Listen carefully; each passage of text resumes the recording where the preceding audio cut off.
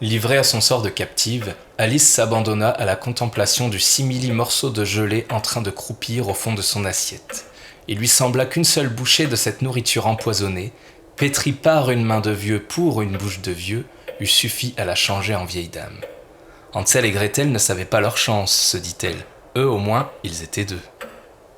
En mal de distraction, elle commença à jouer avec sa fourchette et son couteau, se faisant lentement à l'éventualité de goûter, tôt ou tard, cette pitance insipide.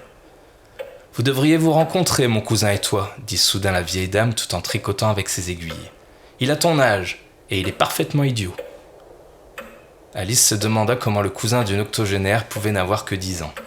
Plus encore, elle se demanda ce qui pouvait laisser entendre qu'elle eût eu un quelconque intérêt à rencontrer un enfant qui fût parfaitement idiot. « Voulez-vous insinuer que je ne pourrais m'entendre qu'avec des gens idiots ?»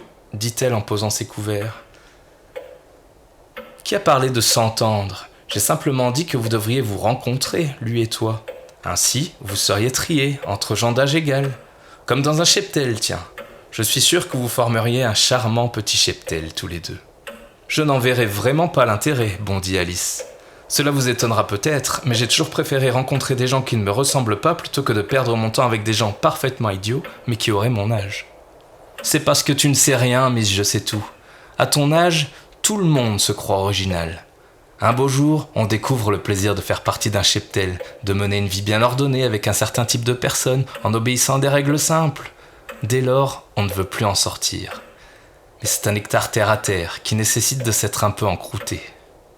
Les nectars d'Alice, vous vous en doutez, étaient quant à eux très loin d'être terre à terre. Vous savez ce qu'il me plairait à moi ? Ce serait de pouvoir concocter un gâteau à mon image, un gâteau unique. Quand je le ferais goûter à quelqu'un, cette personne pourrait immédiatement se faire une idée exacte de ma personnalité. Vous imaginez-vous le temps gagné, les malentendus évités ? Ouais, ricana la vieille dame. Plus aucun malentendu, seulement des mal goûtés. Cette marque de cynisme désespéré, même déguisée en épigramme, ne fut pas du tout du goût d'Alice. « Les choses ne se passent jamais comme prévu, poursuivit la vieillarde. On commence par croire qu'on est un joli bébé tout rose, puis on se rend compte qu'on doit manger des animaux morts et des plantes mortes pour ne pas crever. Finalement, on devient quand même une vieille limace racornie et pour quelle récompense ? Se retrouver bouffé par des asticots. Tu parles d'un destin.